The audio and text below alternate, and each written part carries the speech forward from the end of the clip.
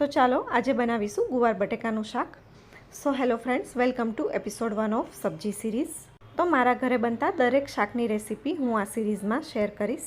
તો શાક માટે ગુવાર થોડો કુમળો અને ફ્રેશ હોય તેવો લેશો તો શાક વધારે સરસ બનશે. હવે મેં અહીંયા ગુવાર અને બટેકાના થોડા મીડિયમ સાઇઝના ટુકડા કરી લીધા છે.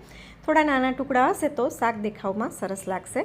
હવે શાકની જરૂરિયાત પ્રમાણે તેલ એડ કરીને તેલ ગરમ થાય એટલે લસણની ચટણી એડ કરી દઈએ. ચટણી ન હોય તો સૂકું લસણ પણ ચાલે, અને લસણ ન ખાતા હોય તો હિંગથી વઘાર કરવાનો. ગુવાર બટેકા એડ કરી દીધા પછી બતાવેલા બેઝિક મસાલા નાખીને અહીંયા મેં એક ટમેટું મોટા ટુકડામાં કટ કરીને લીધું છે.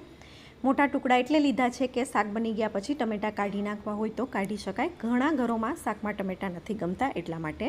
હવે બધી વસ્તુને મિક્સ કરીને 5 થી 7 મિનિટ માટે ધીમા ગેસ પર સાતળવાનું છે. જો આ રીતે પહેલાં તેલમાં સાતળેલું શાક હશે અને પછી પાણી એડ કરશો તો શાક એકદમ સરસ મીઠું બનશે. શાક વઘારી દીધા પછી તરત જ પાણી એડ કરવાને બદલે આ રીતે 5 થી 7 મિનિટ સાતળેલું શાક હશે તો શાક વધારે ટેસ્ટી બનશે. અહીંયા તેલ છૂટું પડેલું દેખાય છે એટલે મસાલા એકદમ સરસ ચડી ગયા છે.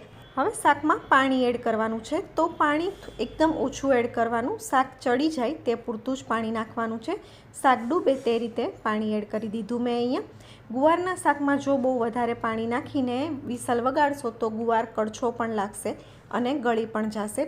શાકમાં જો રસો વધારે જોઈતો હોય તો શાક બની ગયા પછી પાણી એડ કરવાનું, પણ જ્યારે સીટી વગાડવી હોય ત્યારે એકદમ ઓછું પાણી નાખીને જરૂરિયાત પૂરતું પાણી નાખીને વિસલ કરી લેવાની. તો અહીંયા શાક થોડું ડૂબે તે રીતે મેં પાણી એડ કરી દીધું અને 2 વિસલ કરી લેવાની છે. પહેલાં શાકને 5 થી 7 મિનિટ માટે સાતળેલું છે એટલે 2 વિસલમાં શાક એકદમ સરસ ચડી જશે. શાક વઘારતી વખતે ટમેટાના ટુકડા જો થોડા મોટા એડ કરેલા હોય તો છાલ આ રીતે આસાનીથી કાઢી શકાય. તો 2 વિસલમાં ગુવાર અને બટેકા એકદમ સરસ ચડી ગયા છે. હવે આ સ્ટેજ પર શાકમાં જો વધારે રસો જોઈતો હોય તો પાણી એડ કરવાનું.